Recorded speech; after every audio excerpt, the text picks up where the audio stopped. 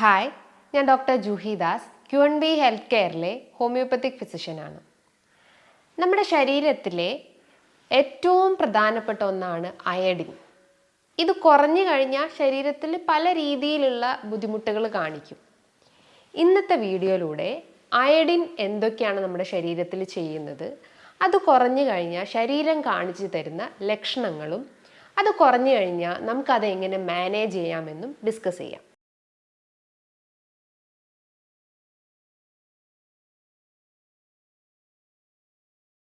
Iodine എന്ന് പറയുമ്പം ഒരു എനർജി സോഴ്സാണ്. ഒരു വാഹനത്തിൻ്റെ ഒരു പെട്രോൾ അല്ലെങ്കിൽ ഒരു ഡീസൽ എന്ന പോലെ ശരീരത്തിൽ ഒരു എനർജി, നമുക്കൊരു എനർജി ഫീലിംഗ് അല്ലെങ്കിൽ ആ വീക്ക്നെസ്സിനെ കുറയ്ക്കാൻ സഹായിക്കുന്ന ഒരു എലമെൻ്റാണ് അയഡിൻ എന്ന് പറയുന്നത്.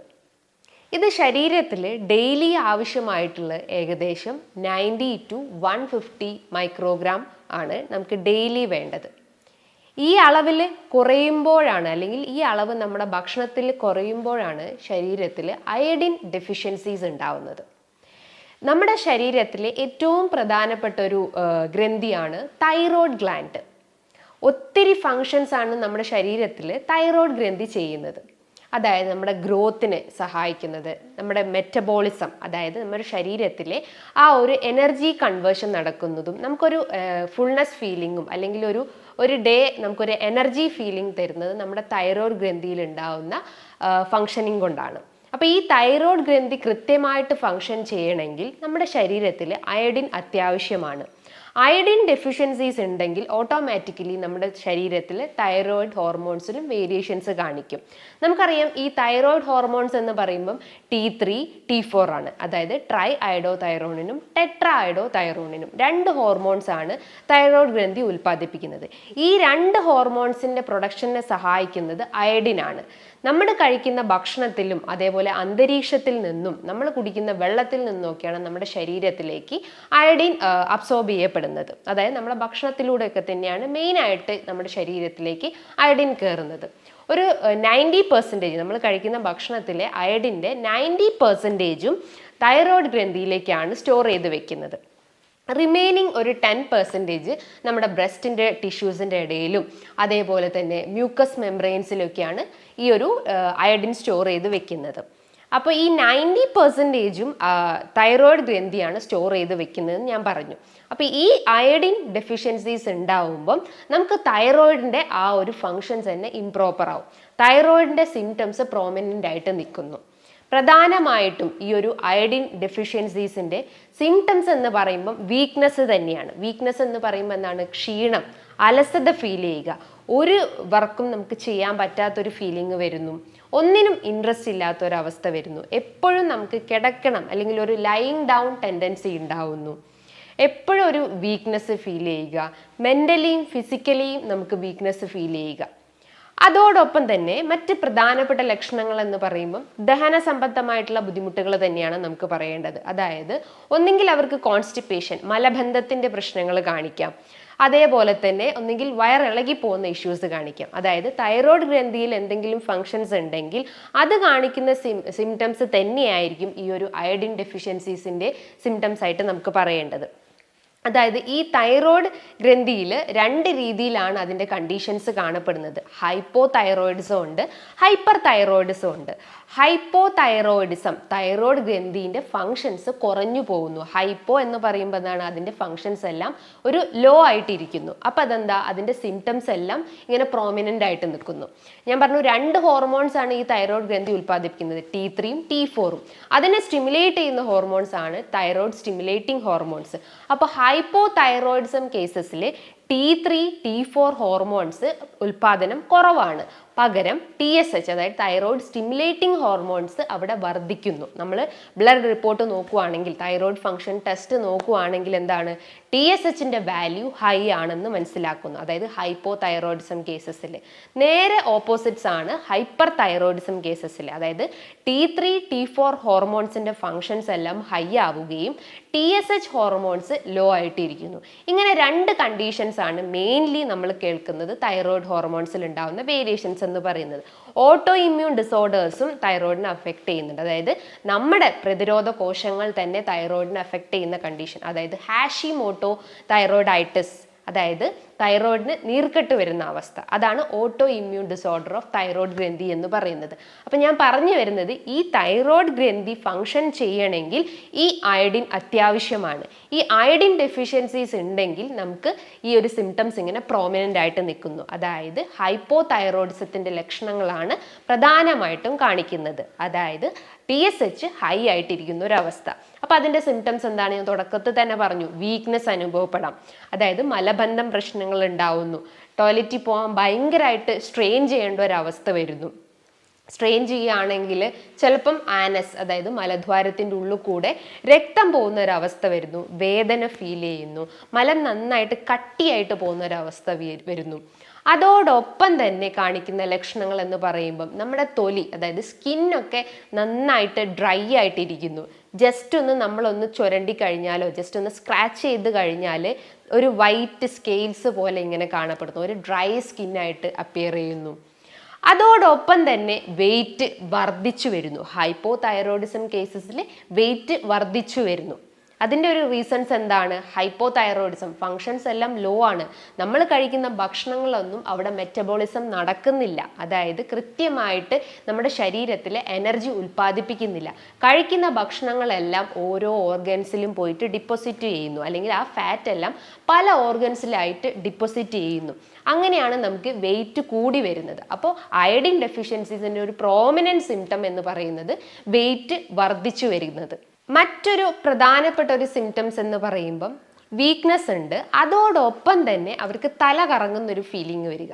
അതായത് 2 സ്റ്റെപ്പ് നടക്കുമ്പോൾ തന്നെ പെട്ടെന്നൊരു ഗിഡിനെസ് ഫീലിംഗ് ഉണ്ടാവുന്നു, പെട്ടെന്നൊന്ന് ഇരിക്കാനുള്ളൊരു ടെൻഡൻസി വരുന്നു.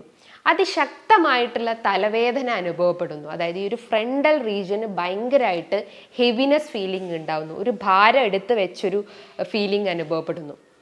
അതോടൊപ്പം തന്നെ ഹൃദയത്തിൻ്റെ മിടിപ്പ് കുറഞ്ഞു പോകുന്ന ഒരവസ്ഥ വരുന്നു, ബ്രാഡി കാർഡിയ എന്ന് പറഞ്ഞിട്ടുള്ള കണ്ടീഷൻസ് വരുന്നു. ശ്വാസം തിങ്ങുന്ന ഒരവസ്ഥ വരുന്നു, ഒരു ബ്രീത്തിങ് ഡിഫിക്കൽട്ടി ഫീൽ ചെയ്യുന്നു. അതോടൊപ്പം തന്നെ ശരീരമാസകലം ചിലർക്ക് ചൊറിച്ചിലിൻ്റെ പ്രശ്നങ്ങൾ കാണപ്പെടുന്നു. അപ്പം ഇതിൻ്റെയൊക്കെ റീസൺസ് എന്താണ്? നിങ്ങളുടെ ശരീരത്തിലെ അയഡിൻ ഡെഫിഷ്യൻസിയാണ്. അയഡിൻ ഡെഫിഷ്യൻസി ഉള്ളത് കൊണ്ട് തന്നെ തൈറോയ്ഡ് ഫങ്ഷൻസും ഇംപ്രോപ്പർ ആവുന്നു. ഈ ഒരു അയഡിൻ ഏറ്റവും കൂടുതൽ അത്യാവശ്യമായിട്ടുള്ളത് പ്രഗ്നന്റ് ലേഡീസിനും അതോടൊപ്പം തന്നെ പിഞ്ചു കുഞ്ഞുങ്ങൾക്ക്, അതായത് കുട്ടികൾക്കുമാണ്. ഈ ഒരു പ്രഗ്നന്റ് ലേഡീസിനൊക്കെ അയഡിൻ സപ്ലിമെന്റ്സ് കൊടുത്താലേ ഉള്ളൂ ആ ഒരു ജനിക്കാൻ പോകുന്ന കുട്ടികൾക്കായാലും കൃത്യമായിട്ടുള്ള ഒരു ഗ്രോത്തും ഡെവലപ്മെന്റ്സും ഉണ്ടാവുന്നുള്ളൂ. അപ്പോൾ പ്രഗ്നന്റ് ലേഡീസിൽ അയഡിൻ ഡെഫിഷ്യൻസീസ് ഉണ്ടെങ്കിൽ അതൊരു അബോർഷനിലേക്കും ലീഡ് ചെയ്യാനുള്ള ഒരു ചാൻസസ് ഉണ്ട്. ഇനിയിപ്പോൾ കുട്ടികൾക്കൊരു അയഡിൻ ഡെഫിഷ്യൻസീസ് ആണെങ്കിൽ, അല്ലെങ്കിൽ ജനിക്കുന്ന കുട്ടികൾക്കൊരു അയഡിൻ ഡെഫിഷ്യൻസീസ് ഉണ്ടെങ്കിൽ അവർക്ക് ഗ്രോത്തിലും മെറ്റബോളിസത്തിലും ഒക്കെ ഒരു ഡിസോർഡേഴ്സ് കാണിക്കാം. അതായത് ഒരു സ്റ്റണ്ടഡ് ഗ്രോത്ത് ഉണ്ടാവുന്നു, വളർച്ച എത്താതെ കുട്ടികൾ ജനിക്കുന്ന ഒരവസ്ഥ വരുന്നു. അതോടൊപ്പം തന്നെ അവർക്ക് വീക്ക്നെസ് അനുഭവപ്പെടുന്നു.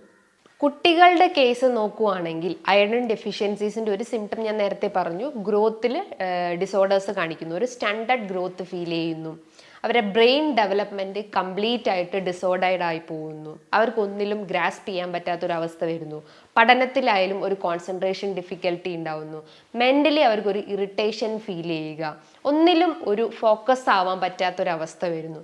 ഇതൊക്കെയാണ് കുട്ടികളിൽ കാണിക്കുന്ന അയഡിൻ ഡെഫിഷ്യൻസീസിൻ്റെ സിംറ്റംസ് എന്ന് പറയുന്നത്. അപ്പം നമുക്ക് ഈ ഒരു അയഡിൻ ഡെഫിഷ്യൻസി എന്ന് പറയുമ്പം അത് നമുക്ക് എങ്ങനെ മാനേജ് ചെയ്യാം, ഭക്ഷണത്തിലൂടെ തന്നെ നമുക്കത് എങ്ങനെ മാനേജ് ചെയ്യാമെന്ന് നോക്കാം. എല്ലാവരും കേട്ടിട്ടുണ്ട് നമ്മുടെ ശരീരത്തിലെ ഈ ഒരു തൈറോയ്ഡ് ഗ്രന്ഥിൻ്റെ ഫങ്ഷൻ അബ്നോർമൽ ആകുമ്പം അയഡൈസ്ഡ് സാൾട്ട് നമ്മൾ എടുക്കണം ഭക്ഷണത്തിൽ എന്ന്. അയഡൈസ്ഡ് സാൾട്ട് നമ്മൾ ഭക്ഷണത്തിൽ ഉൾപ്പെടുത്തി കഴിഞ്ഞാൽ ഈ ഒരു അയഡിൻ ഡെഫിഷ്യൻസി നമുക്ക് ക്യൂർ ചെയ്യാൻ പറ്റും. അതോടൊപ്പം തന്നെ ഈ ഒരു തൈറോയിഡിൻ്റെ ഇംബാലൻസ് നമുക്ക് ക്യൂർ ചെയ്യാൻ പറ്റും. അപ്പോൾ ആദ്യം തന്നെ നമുക്ക് അയഡൈസ്ഡ് സാൾട്ട് നമ്മൾ ഡയറ്റിൽ ഉൾപ്പെടുത്താവുന്നതാണ്. അതോടൊപ്പം തന്നെ പച്ചക്കറികൾ കഴിക്കാം, അതായത് ലീഫി വെജിറ്റബിൾസ് കഴിക്കാം, ഇലക്കറികൾ, ചീര, മുരിങ്ങയില, തഴുതാമ പോലത്തെ ഇലക്കറികൾ നമ്മൾ ഭക്ഷണത്തിൽ ഉൾപ്പെടുത്താൻ ശ്രമിക്കുക. അതായത് ഡെയിലി അത് തോരനായിട്ടോ അല്ലെങ്കിൽ കറി വെച്ചിട്ടോ കഴിക്കാൻ ശ്രമിക്കുക. കുട്ടികൾക്കായാലും മുതിർന്ന ഒരു ചെറുപ്രായത്തിൽ തൊട്ടേ തന്നെ ഇത്തരം വെജിറ്റബിൾസ് നല്ലപോലെ അവരെ ഭക്ഷണത്തിൽ ഉൾപ്പെടുത്താൻ ശ്രമിക്കുക. അതേപോലെ മറ്റൊരു പ്രധാനപ്പെട്ട ഒരു ഫുഡ് ഐറ്റമാണ് എഗ്ഗ്. അതായത് ഡെയിലി ഒരു 3 എഗ്ഗ് വെച്ചിട്ട് കുട്ടികൾക്ക് കൊടുക്കാൻ ശ്രമിക്കുക. ഒരു 3 എഗ്ഗിൻ്റെ അകത്ത് അല്ലെങ്കിൽ ഒരു 3 എഗ്ഗിൻ്റെ അകത്തൊക്കെ അടങ്ങിയിട്ടുള്ളത് ഏകദേശം ഒരു 20 മൈക്രോഗ്രാം അയോഡിൻ ആണ്. അപ്പം അത്രയും അയോഡിൻ അവരുടെ ബോഡിയിലേക്ക് അബ്സോർബ് ചെയ്യപ്പെടുന്നു. അതായത് അവർ കഴിക്കുന്ന ഭക്ഷണത്തിലൂടെ തന്നെ അത്രയും അയോഡിൻ അവരുടെ ബോഡിയിലേക്ക് കയറാനുള്ളൊരു ചാൻസസ് ഉണ്ട്. അതേപോലെ തന്നെ ചെറിയ മത്സ്യങ്ങൾ ഡയറ്റിൽ ഉൾപ്പെടുത്താൻ ശ്രമിക്കുക. കുട്ടികൾക്കായാലും മുതിർന്നവർക്കായാലും പ്രഗ്നന്റ് ലേഡീസിനായാലും ഈ ട്യൂണ, അയല, മത്തി, നെത്തോലി ഇത്തരം ചെറിയ ചെറിയ മത്സ്യങ്ങളൊക്കെ നല്ലപോലെ കഴിക്കാൻ ശ്രമിക്കുക. ഒരുപാട് ആരോഗ്യ ഗുണങ്ങളുണ്ട് ഈ ചെറിയ മത്സ്യങ്ങളുടെ അകത്ത്. ഒമേഗ 3 ഫാറ്റി ആസിഡ്സ്, അതായത് ഹെൽത്തി ഫാറ്റി ആസിഡ്സ് അടങ്ങിയിട്ടുള്ളതാണ് ഇത്തരം ചെറിയ മത്സ്യങ്ങൾ എന്ന് പറയുന്നത്. അത് നന്നായിട്ട് ബോയിൽ ചെയ്ത് തന്നെ കഴിക്കാൻ ശ്രമിക്കുക. ഫ്രൈഡ് ഐറ്റംസ് കഴിവതും ഒഴിവാക്കിക്കൊണ്ട് നിങ്ങളുടെ ഡയറ്റ് നല്ല രീതിയിൽ മുന്നോട്ട് പോകാൻ ശ്രമിക്കുക. ഡെയിലി നിങ്ങളുടെ ഭക്ഷണത്തിൽ പാലും പാൽ ഉൽപ്പന്നങ്ങളും ഉൾപ്പെടുത്താൻ ശ്രമിക്കുക. ഒരു കപ്പ് അല്ലെങ്കിൽ ഒരു ഗ്ലാസ് പാലിൻ്റെ അകത്ത് അടങ്ങിയിട്ടുള്ളത് ഏകദേശം 88 മൈക്രോഗ്രാം അയോഡിൻ ആണ്. അതേപോലെ തന്നെ ഒരു കപ്പ് യോഗട്ട് അല്ലെങ്കിൽ കട്ട തൈരിൻ്റെ അകത്തൊക്കെ അടങ്ങിയിട്ടുള്ള ഏകദേശം ഒരു 77 മൈക്രോഗ്രാം അയോഡിൻ ആണ്. അപ്പോൾ ഡെയിലി നിങ്ങളെ ഭക്ഷണത്തിൽ തൈരോ മോരോ ഡെയിലി ഉൾപ്പെടുത്താൻ ശ്രമിക്കുക. ദഹനത്തിൻ്റെ പ്രശ്നങ്ങളൊക്കെ പ്രോമിനൻ്റ് ആയിട്ട് നിൽക്കുകയാണെങ്കിൽ ഇതൊരു ഗുഡ് പ്രോബയോട്ടിക് ആയിട്ടും നമ്മളെ ഗട്ടിൽ അത് ആക്ട് ചെയ്യാൻ ശ്രമിക്കുന്നുണ്ട്. അതായത് നല്ല ബാക്ടീരിയാസ് നമ്മളെ ബോഡിയിലേക്ക് കയറാൻ ഇത്തരം തൈരും അതേപോലെ തന്നെ മോരും സഹായിക്കുന്നതാണ്. അതേപോലെ തന്നെ ഫ്രൂട്ട്സ് ഐറ്റംസും ഡെയിലി ഭക്ഷണത്തിൽ ഉൾപ്പെടുത്താൻ ശ്രമിക്കുക. പൊമോഗ്രാനേറ്റ്, അതേപോലെ തന്നെ നെല്ലിക്ക, ഓറഞ്ച്, മൊസമ്പി ഇതൊക്കെ വൈറ്റമിൻ സി അടങ്ങിയിട്ടുള്ളതും അതോടൊപ്പം തന്നെ അയഡിൻ അടങ്ങിയിട്ടുള്ളതുമാണ്. ഇത് ഡെയിലി കുട്ടികൾക്കും മുതിർന്ന ആളുകൾക്കും അതേപോലെ തന്നെ പ്രഗ്നന്റ് ലേഡീസിനും ഡെയിലി കഴിക്കാൻ ശ്രമിക്കുക. ഇനിയിപ്പോൾ എന്തെങ്കിലും ഡെഫിഷ്യൻസീസ്, അതായത് എസ്പെഷ്യലി HB കുറവാണെങ്കിലോ അല്ലെങ്കിൽ രക്തക്കുറവ്, അനീമിയയുടെ പ്രശ്നങ്ങളൊക്കെ ഉണ്ടെങ്കിലും അത് നമുക്ക് ഈ ഒരു ഭക്ഷണത്തിലൂടെ നമുക്ക് കറക്റ്റ് ചെയ്യാൻ പറ്റുന്നതാണ്. ഫുഡ് സപ്ലിമെൻറ്റ്സ് ഇതേപോലെ എടുക്കാൻ ശ്രമിക്കുക. അതോടൊപ്പം തന്നെ പ്രഗ്നന്റ് ലേഡീസ് ആണെങ്കിൽ അയഡിൻ സപ്ലിമെൻറ്റ്സ് ഡെയിലി എടുക്കാൻ ശ്രമിക്കുക. ഇത്തരം കാര്യങ്ങൾ നമ്മൾ ഡെയിലി ഫോക്കസ് ചെയ്ത് കഴിഞ്ഞാൽ ഇത്തരം ഡെഫിഷ്യൻസീസ് ഉണ്ടെങ്കിൽ അത് നമുക്ക് കുഞ്ഞു തൊട്ടേ നമുക്ക് കറക്റ്റ് ചെയ്യാൻ പറ്റുന്നതാണ്. ഇനി ഇതുമായി ബന്ധപ്പെട്ട് എന്തെങ്കിലും സംശയങ്ങൾ ഉണ്ടെങ്കിൽ താഴെ കാണുന്ന നമ്പറിൽ കോൺടാക്റ്റ് ചെയ്യാവുന്നതാണ്. നല്ലൊരു ഹെൽത്ത് ടോപ്പിക്കുമായി വീണ്ടും കാണാം.